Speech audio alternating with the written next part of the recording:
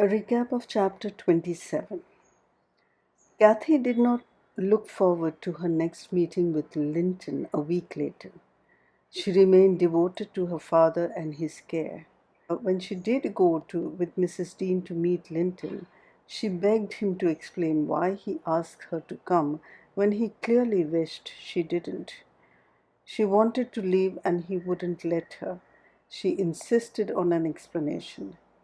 He seemed fearful and tells them that Heathcliff threatened him with consequences if he was not successful in bringing her back home to Wuthering Heights. His physical state continues to be worse, with coughing fits and him being barely able to look up or stand on his own.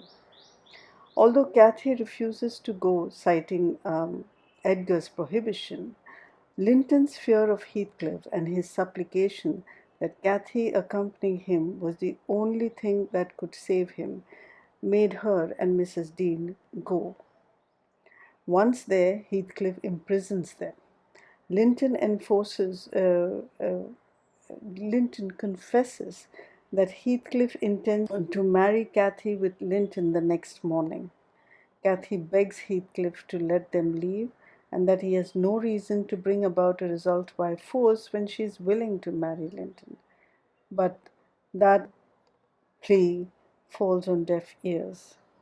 Cathy is taken out of the room they were locked in the next morning, but Mrs. Dean remained locked in for 4 days with no news of what transpires outside the room. Chapter 28, Wuthering Heights.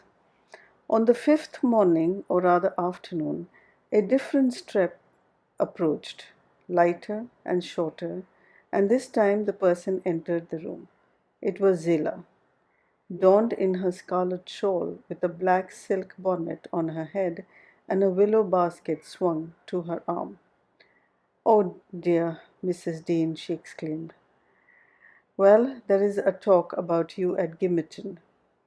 I never thought but you were sunk in the Black Horse Marsh and Missy with you, till master told me you've been found and he lodged you here.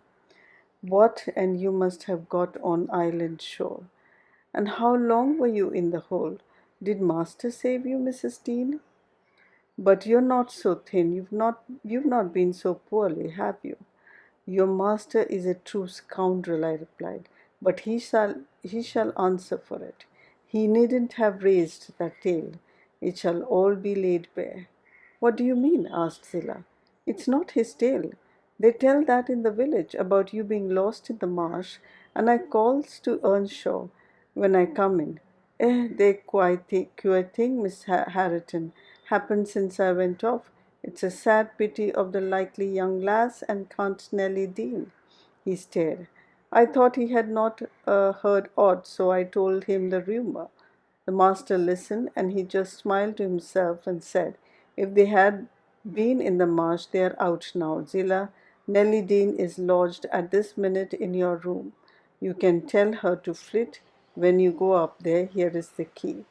The bog water got into her head and she would have run home quite flighty, but I fixed her till she came round to her senses. You can bid her to go to the Grange at once if she be able, and carry a message from me that her young lady will follow in time to attend the squire's funeral. "Mr. Edgar is not dead?" I gasped. "Oh, Zillah, Zillah." "No, no. Sit you down, my good mistress," she replied. "You're right sickly yet. He's not dead. Dr. Kenneth thinks he may last another day. I met him on the road and asked." Instead of sitting down, I snatched my outdoor things and hastened below, for the way was free. On entering the house, I looked about for someone to give information of Catherine. The place was filled with sunshine, and the door stood wide open, but nobody seemed at hand. As I hesitated whether to go off at once or return and seek my mistress, a slight cough drew my attention to the hearth. Linton lay on the settle, sole tenant, sucking a stick of sugar candy and pursuing my movements with apathetic eye.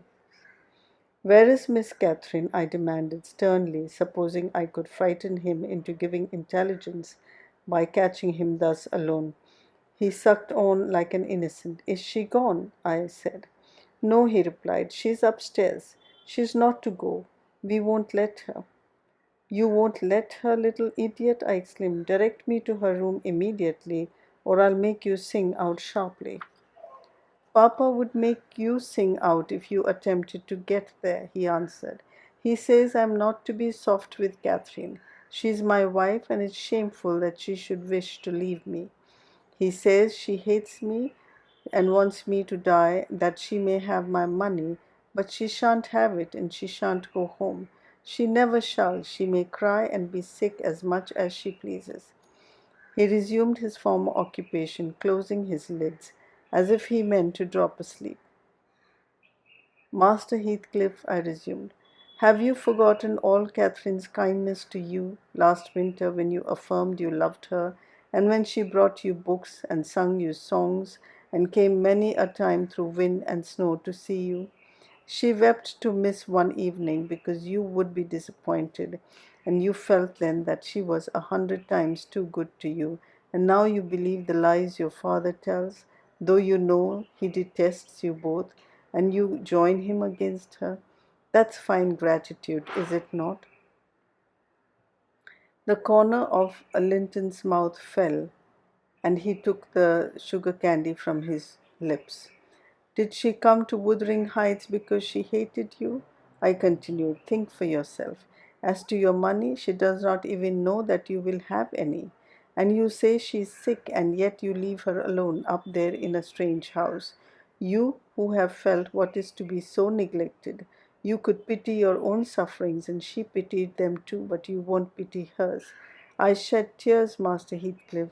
You see, an elderly woman and a servant merely, and you, after pretending such affection, and having reason to worship her almost, store up every tear you have for yourself, and lie there quite at ease. Ah, you're a heartless, selfish boy. I can't stay with her, he answered crossly. I'll not stay by myself. She cries so I can't bear it. She won't give over, though I say I'll call my father. I did call him once, and he threatened to strangle her if she was not quiet. But she began again the instant he left the room, mourning and grieving all night long, though I screamed for vexation that I couldn't sleep. Is Mr. Heathcliff out? I inquired, perceiving that the wretched creature had no power to sympathize with his cousin's mental tortures. He is in the court, he replied, talking to Dr. Kenneth, who says uncle is dying truly at last. I'm glad, for I shall be master of the Grange after him, and Catherine always spoke of it as her house. It isn't hers, it's mine. Papa says everything she has is mine. All her nice books are mine.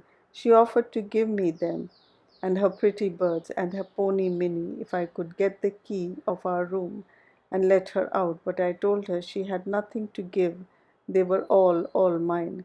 And then she cried, and she took a little picture from her neck and said I should have that. 2 pictures in a gold case. On one side her mother, on the other side other uncle when they were young. That was yesterday. I said they were mine too, and tried to get them from her. The spiteful thing wouldn't let me. She pushed me off and hurt me. I shrieked out. That frightens her. She heard Papa coming, and she broke the hinges and divided the case and gave me her mother's portrait. The other she attempted to hide, but Papa asked what was the matter, and I explained it. He took the one I had away and ordered her to resign hers to me. She refused, and he struck her down and wrenched it off the chain and crushed it with his foot. And you were pleased to see her struck? I asked, having my designs in encouraging his talk. I winked, he answered. I winked to see my father strike a dog or a horse. He does it so hard. Yet I was glad at first. She deserved punishing for pushing me. But when Papa was gone, she made me come to the window and show me her cheek cut on the inside against her teeth, and her mouth filling with blood. And then she gathered up the bits of the picture and went and sat down with her face to the wall, and she has never spoken to me since. And I sometimes think she can't speak for pain. I don't like to think so, but she's a naughty thing for crying continually, and she looks so pale and wild I'm afraid of her. "And you can get the key if you choose?" I asked. "Yes, when I'm upstairs," he answered. "But I can't walk upstairs now." "In what apartment is it?" I asked. "Oh," he cried, "I shan't tell you where it is. It's our secret. Nobody, neither Harriton nor Zillah, I hear, are to know. There, you've tired me. Go away, go away." And he turned his face onto his arm and shut his eyes again. I considered it best to depart without seeing Mr. Heathcliff, and bring a rescue for my young lady from the Grange. On reaching it, the astonishment of my fellow servants to see me and their joy was also intense. When they heard that their little mistress was safe, two or three were about to hurry up and shouted the news at Mr. Edgar's door, but I bespoke the announcement of it myself. How changed I found him! Even in those few days he lay an image of sadness and resignation waiting his death. Very young he looked, though his actual age was 39. No one would have called him 10 years younger. One would have called him 10 years younger at least. He thought of Catherine, for he murmured her name. I touched his hand and spoke. "Catherine is coming, dear master," I whispered. "She is alive and well, and will be here, I hope, tonight." I trembled at the first effects of this intelligence. He half rose up, looked eagerly around the apartment, then sunk back in a swoon. As soon as he recovered, I related our compulsory visit, the detention at the Heights. I said Heathcliff forced me to go in, which was not quite true. I uttered as little as possible against Linton, nor did I describe all his father's brutal conduct, my intentions being to add no bitterness, if I could help it, to his already overflowing cup. He divined that one of his enemies' purpose was to secure the personal property as well as the estate to his son, or rather himself. Yet why he did not wait till his decease was a puzzle to my master, because ignorant how nearly he and his nephew would quit the world together. However, he felt that he will had better be altered. Instead of leaving Catherine's fortune at her own disposal. He determined to put it in the hands of trustees for her use during life and for her children if she had any after her. By that means it could not fall to Mr. Heathcliff should Linton die. Having received his orders, I dispatched a man to fetch the attorney and 4 more provided with serviceable weapons to demand my young lady of her jailer. Both parties were delayed very late. The single servant turned first. He said Mr. Green, the lawyer, was out when he arrived at his house, and he had to wait 2 hours for his re-entrance, and then Mr. Green told him that he had a little business in the village that must be done, but he would be at Thrushcross Grange before morning. The 4 men came back unaccompanied also. They brought word that Catherine was ill, too ill to quit her room, and Heathcliff would not suffer them to see her.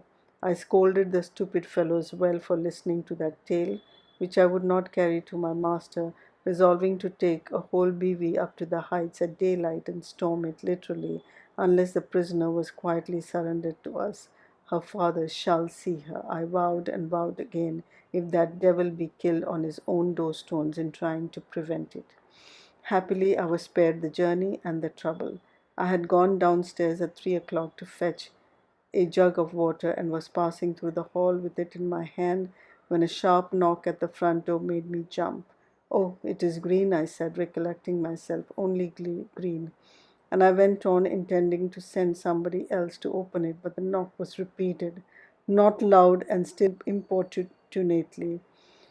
I put the jug on the banister and hastened to admit him myself. The harvest moon shone clear outside. It was not the attorney. My own sweet little mistress sprung on my neck, sobbing. "Ellen, Ellen, is Papa alive?" "Yes," I cried. "Yes, my angel, he is. God be thanked. You are safe with us again."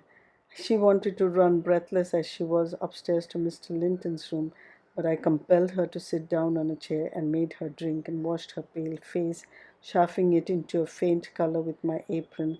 Then I said I must go first and tell of her arrival, imploring her to stay. She should be happy with young Heathcliff. She stared, but soon comprehending why I counselled her to utter the falsehood, she assured me she would not complain. I couldn't abide to be present at their meeting. I stood outside the chamber door a quarter of an hour, and hardly ventured near the bed then. All was composed, however. Catherine's despair was as silent as her father's joy. She supported him calmly in appearance, and he fixed on her features his raised eyes that seemed dilating with ecstasy. He died blissfully, Mr. Lockwood, he died so. Kissing her cheek, he murmured, I am going to her, and you, darling child, shall come to us, and never stirred or spoke again, but continued that rapt, radiant gaze till his pulse imperceptibly stopped and his soul departed. None could have noticed the exact minute of his death, it was so entirely without a struggle. When Catherine had spent her tears, or whether the grief were too weighty to let them flow, she sat there dry-eyed till the sun rose. She sat till noon and would have still remained brooding over that deathbed, but I insisted on her coming away and taking some repose. It was well I succeeded in removing her, for at dinner time appeared the lawyer, having called at Wuthering Heights to get his instructions how to behave. He had sold himself to Mr. Heathcliff, and that was the cause of his delay in obeying my master's summons. Fortunately, no thought of worldly affairs crossed the latter's mind to disturb him after his daughter's arrival. Mr. Green took upon himself to order everything and everybody about the place. He gave all the servants, but me notice to quit. He would have carried his delegated authority to the point of insisting that Edgar Linton should not be buried beside his wife, but in the chapel with his family. There was the will, however, to hinder that, and my loud protestations against any infringement of its directions. The funeral was hurried over. Catherine, Mrs. Linton Heathcliff now, was suffered to stay at the Grange till her father's corpse had quitted it.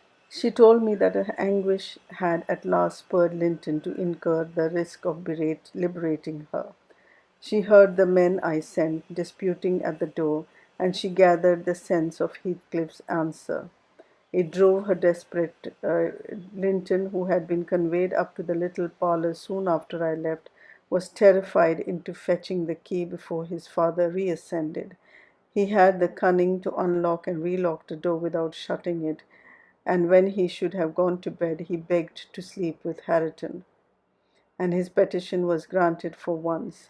Catherine stole out before break of the day. She dared not try the doors, lest the dog should raise an alarm.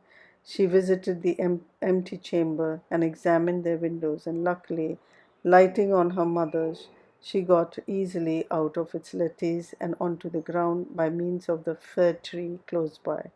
Her accomplice suffered for his share in the escape, notwithstanding his timid contrivances.